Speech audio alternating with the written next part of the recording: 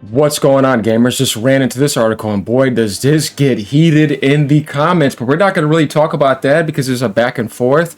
But we're going to talk about is what makes sense and what's actually intelligent. So, because of things being crazy right now, we know there used to be some comparisons back then, even when the Series X launched, even when the PlayStation 5 launched, that the insane deal you were getting trying to build a PC compared to what you were getting for $500. Now we fast forward now $150 later for the PS5 Pro versus what we saw with the DRAM spike around the corner. Not only DRAM, but NAND, because the HDD and AMD saying they're jacking up prices of GPUs and everything's just getting crazy. So this article makes it very clear when it says PS5 Pro may offer better value than a gaming PC as RAM prices surge. Yeah. I mean, is this really a comparison? Dude, try to get a 2 terabyte SSD right now. Tell me what you're spending. And then get the 32 gigabytes of RAM that you want to beat the PS5 Pro, which I have 6400 megahertz RAM and even more with my setup, which I'm kind of glad I got that out of the way a while ago, man. Trying to get 64 now. Oh, yeah, man. No thanks. But when you think about just those two by themselves, and then CPUs are still fine. Let me not say anything. We don't want to alakazam that, but GPU prices are not cheap either. So yeah, when you really just think about that combination by itself, we're not even talking about mouse, keyboard, Windows if you have to pay for that, virus protection because of weirdos. What if you got to get a VPN for your PC? Because all this stuff is needed today. An off-screen monitor, you see what I'm saying? Screw not paying for online. No, it's just how ridiculous stuff is. And then when you look at the totality of that, you're like, man, what if I'm getting in that 1500, 1300 ballpark and I'm thinking about the 650 for the Pro and I don't even play games online that much. I love my single player games. I don't play some older classics. What if I do want to get that for a couple years? You're still not getting there. You know what I mean? Like I said, that 2 terabyte is actually very nice. So if you really think about what's going on, definitely for that 650, though that's temporary. Even the 700, I mean, yeah. It is, you know what I mean? But also, it also depends on what you want to do with your PC. If you're just a gamer that just wants to game, oh, no contest. You know what I mean? At the moment, with, seeing what the hell's coming around in the future with these crazy RAM prices. But if you're a crazy modder and you already have your PC built, you're probably going to argue against that. But we're talking about better value offering to people right now looking to what do I want to get and then what do I want to get in the future. There's a lot to talk about here. We're going to get into this article and then we're going to break down some things. Comments, as you know, it's Amberty. It gets very interesting. As you know, this has been Ponyland for the longest, but actually there's been some balancing shift lately, which I kind of think is interesting. But yeah, this thing popped up because of the RAM price surge. So yeah, let's go over to this. It's on Vice. All right, according to experts, the PS5 Pro may actually be a good alternative to gaming PCs due to the impending RAM shortage crisis going down. An impending RAM shortage crisis may have just made the PlayStation 5 Pro a better alternative to PC gaming. Well, here's the thing, too. It's like, okay, so not only am I getting the PS5 Pro, but I'm getting the PS5 Pro, and I'm getting FSR 4 next year, and which the benefits I don't think are going to show up till probably around that time because I got to work on that. Nothing launches perfectly. And I'm getting the timed exclusives, and I'm getting the exclusives, and I'm getting all the Xbox games. So when you really think about that, I'm not arguing with them, neutrally speaking. You guys know I love Nintendo the most, but I'm going to tell the truth as it is. So there's some truth to that, just depending on what you want. You know what I mean? But if you're trying to stream and make a career out of that over time, whereas you're doing some other job, whatever, yeah, I mean, PC cannot be beat, but Sony even offers that. You can even make your own montage on that, but it's not as comfortable as the off-screen monitor with the PC. There's no contest there. We're not arguing with that. But anyways, you still could do it, though. Definitely if you're just straight up streaming, who cares? So, an impending RAM shortage crisis may have just made the PS5 Pro a better alternative. According to experts, PS5 consoles are now a good investment due to the exploding prices of DDR5 RAM, or memory. And there are some that are now higher than a PS5 console. Now, here's my thing. You don't need 64 gigabytes. You need 32, and you're going to be fine. But even then, I get what they're saying. If you are doing a double take at that headline, though it is nice to start thinking about that, I don't blame you. But it's unfortunately true. According to a new report, 64 gigabytes of DDR5 memory now costs $600. To a certain extent, it does. Damn. Due to RAM shortages, I gotta drink some water here. Worldwide. PlayStation 5s, in comparison, are only $500 and currently on sale for $399 as part of the PlayStation Black Friday deals. Yeah, I don't know if you guys know about that, but yeah, there was definitely some sweeping going on with that. Definitely what people were considering. Not only because PC gaming may be driving you to that with those prices, but because of the way Xbox just dumped on everything. Excuse me, Microsoft. I don't want to say Xbox. Because I always like Xbox for the memories that I have for it, but whatever's left over, yeah, you know. The PS5 Pro is just $50 more than the PC component, and it's also currently on sale for $649. Yeah, that's kind of ridiculous.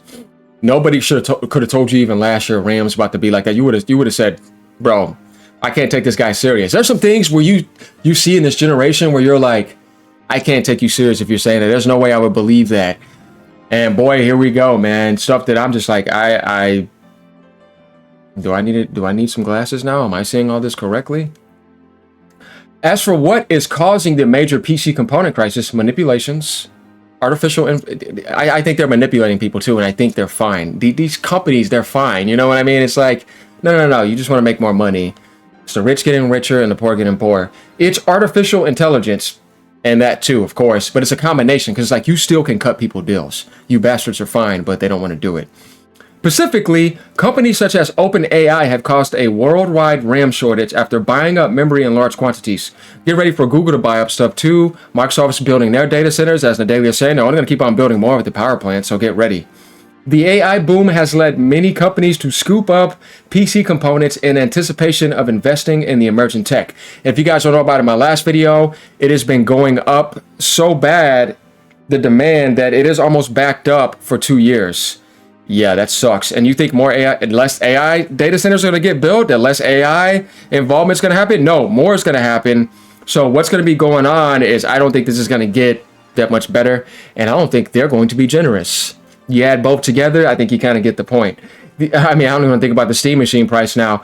The AI boom has led many companies to scoop up, man, what's going on in this video? PC components in anticipation of investing in the emerging tech. Unfortunately, this has now resulted in gaming enthusiasts being left out in the cold as PC components are seeing an unprecedented explosion in prices. And then Sony coming along, see, Sony's not being anti-consumer in this sense. They're being smart because they're boosting their ecosystem, and they know they made more profit than ever in history. This is what I have to say once again, where the Japanese are being intelligent and the Westerners are being greedy, power-driven morons. Nothing new here in this capitalist society. Okay, so yeah, we see these deals. Save 100, save 100, save 100. It's not just PCs that are being impacted by this RAM shortage, though. As we reported yesterday, there's a rumor that Microsoft may have raised the price of the Xbox for a third time due to being caught off guard by the DDR memory shortage. Yeah, bull crap. If you're going to be building all those data centers and investing, how? You know what I mean? And I just don't, this company, like I said, it doesn't surprise me. However, because Sony reportedly prepared for it, the PS5 is largely not being impacted by the RAM crisis. As a result, PlayStation 5 consoles might for the first time actually be a valuable alternative to PC gaming. And then we go down here, we see Mr. Austin Evans saying PS5 performance surprisingly close to a $1,500 gaming PC. I think in some situations it is. Now, have I seen a full test? No, but do I know if you're going to be spinning that, if you're adding in that DRAM spike, yeah, maybe that's what he's talking about. Compared to like saying this last year, no, not necessarily.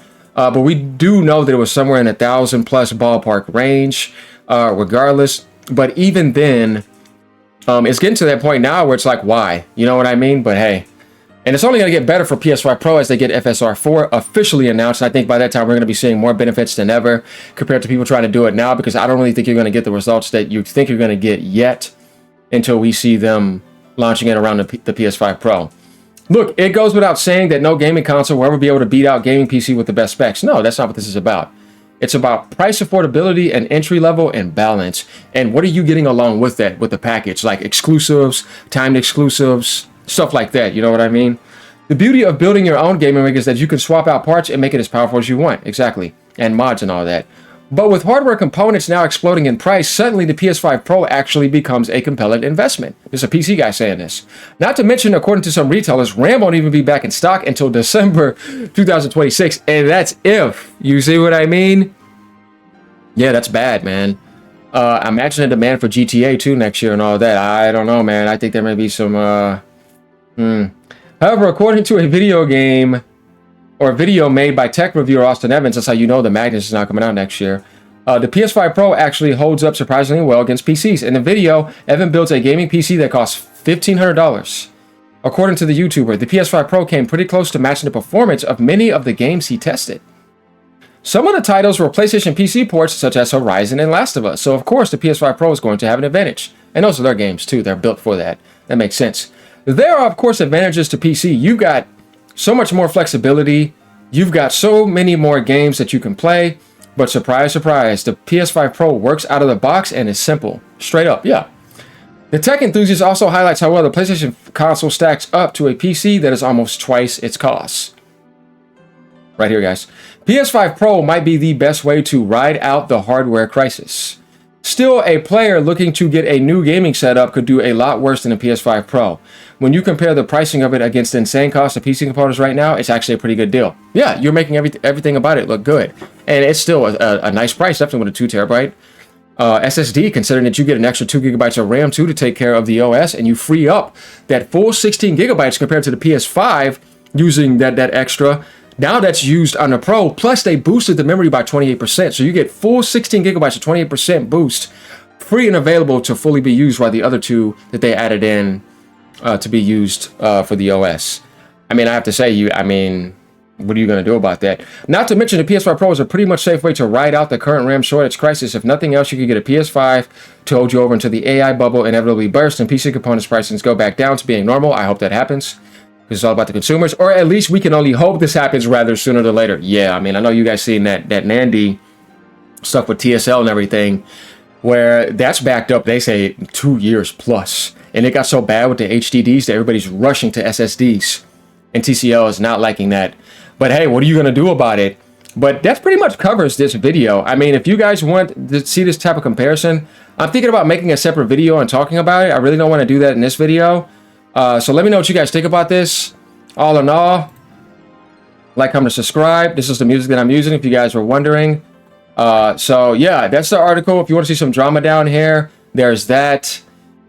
Peace out, y'all. Later. Yeah, I mean, we're in a world now where it's nuts like this. Why? Why are they doing this to the gaming world? Why are they doing this to you? Everything's already expensive. No, man, this is how vampires are, and the upside down and backwards. Later, y'all. Watch that Stranger Things today. Peace. Don't forget, it's out.